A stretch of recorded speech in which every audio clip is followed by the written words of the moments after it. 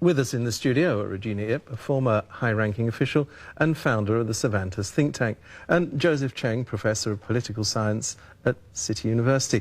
Regina Ip, if I could come to you first. Yeah. You've spent most of your working career as a civil servant. Is this going to work, putting political appointees into these positions? Well, I think initially there will be teething problem, you know. It won't be easy finding all the right talents, you know, whether from government or from private sector. And there will be teething collaboration problems between the new appointees and the civil servants. But I think we need to move in that direction. From my own experience as a principal official, who, as you know, in Hong Kong shoulder political responsibility, the political tier is very thin. You know, if you compare UK or Singapore, you have Secretary of State, Minister of State, Junior Minister, you know, and whereas our principal officials have to attend debates, answer legislative questions, bills committee, everything. You know, the political officers at that level, they're overburdened. So I can see the need for some reinforcement. But isn't precisely the point that you make? In Britain and Singapore, they have political parties that take part in government, and in Hong Kong we have no such thing. Yeah, I agree entirely. I think that if you want democracy in the long term, you've got to have political parties. In all functioning democracies, the policymakers are elected politicians, or in the UK, nominated officials coming from the ruling party. You know, so then the civil service will become the true technocrats, non-political. We can't have a really non-political civil service unless we have a full and functioning political tier. Joseph Cheng, if I could ask you, I mean, it seems that in some ways this system's been devised precisely to prevent the development of political parties and to find another way of giving people political experience. Regina has raised some important points. If we have a timetable for democracy, if we are moving towards a democratic system, then I believe that such a system of political appointments may well be acceptable. What we see here is that CE candidates, when in the election campaigns, they don't present us very detailed political platforms. They don't tell us who their potential team members are, and then they ask for resources for political appointments, and this is not exactly fair. Meanwhile, the existing statute claims that the CE should be above political parties. So where will he appoint these people? And at the same time, we see a very dangerous signal. The Liberal Party leader has openly asked for appointments of Liberal Party members, appointed members, to all 18 district boards, to all 18 district councils. So we may well again expect that people, various vested interest groups, including political parties, in the election committee may ask for a share of such political appointments. So we have a very dangerous situation. The CE is creating resources for political patronages and ask the taxpayers to pay.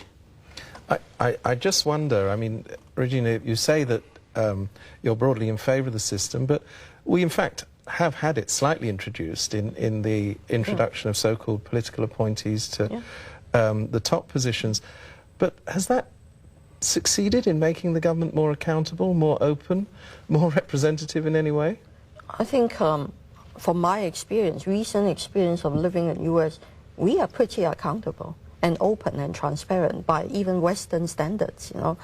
I have American friends who keep complaining that even in an electoral democracy like the US, their senior officials are not really accountable for their misjudgments or errors in execution. But I take Joseph's point.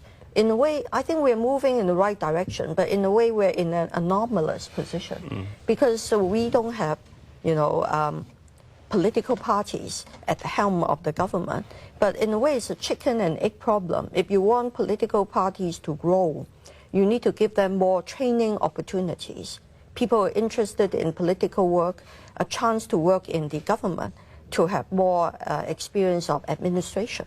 You know? But is that right? I mean, normally the way you train politicians is they get experience in local government, they get experience in maybe another tertiary level of government.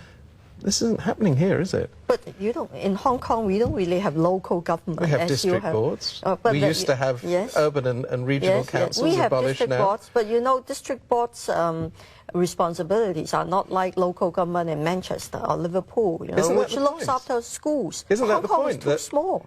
The trouble with Hong Kong sizes, can you carve up the responsibility for education and give it to different boards? Well, Singapore is half our size, and Singapore behaves very differently. I'm not suggesting that we should imitate Singapore, but I think the ideal scenario is we encourage the development of civil society.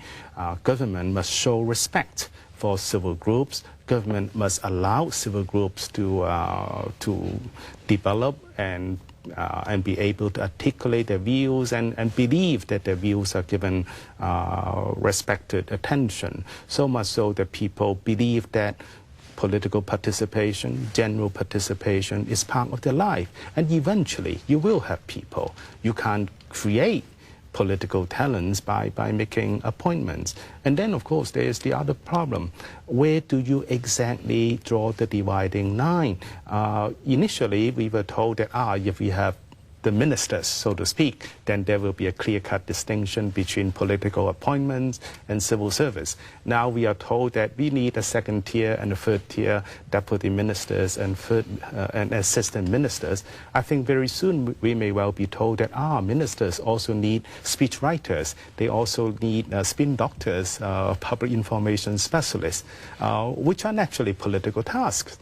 And so where will it stop? I don't think the government is trying to create multiple tiers, but they're trying to strengthen the political tiers.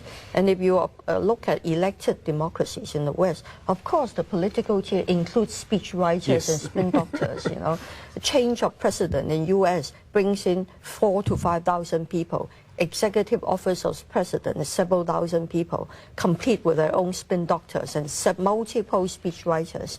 So if you want democracy in Hong Kong, you have to move toward that direction. But I agree with Joseph. Unless you have the chief elected by universal suffrage and LegCo elected by universal suffrage, how do you work out the apportionment of these political positions? If you have a coalition, that can be done on the basis of the proportion of votes you get. You know, at the present moment, it's quite we are in a messy situation. I mean, as Joseph suggested. I mean, a simple fact is that the pro-democracy group secured 60% of the votes in the direct elections last time, and they are not going to expect any appointments. And we don't know. That's an assumption. You know? Quite a safe one, I would have thought, isn't it? I don't know. Well, Regina, Joseph Cheng, thank you very much. We'll be back after the break.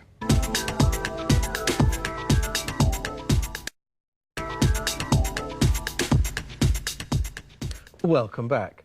Do you feel comfortable in your environment? Does your home have that harmonious feeling?